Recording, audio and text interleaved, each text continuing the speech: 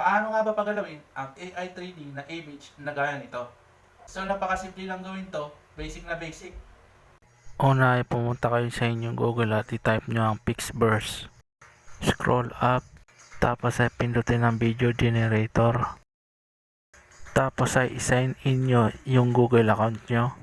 At kung wala pa kayong Google account, i-comment nyo sa comment section at gagawan ko ng video tutorial. Kapag nakapag-sign in na kayo, pindutin ang video. Dapat ay may naka-ready na kayong photos na gagamitin. Tapos ay pumili tayo ng photos. So may naka-ready na ako na gagamitin. So naka-generate na rin siya. At kung gusto nyo rin gumawa ng ganyan, may tutorial din ako niyan. Ilalagay ko sa comment section kung gusto nyo matutunan. Paste ko yung word na gagamitin ko. At kung gusto nyo gayahin ay ilalagay ko sa comment section. Tapos ay pindutin ang create. Tapos ay antayin nyo lang mag-generate. Okay, tapos na. I-play na lang natin. At kung gusto nyong i-download ay pindutin lang yung video ng matagal para lumabas yung download. Follow and share para malaman ng iba at matutunan din nila.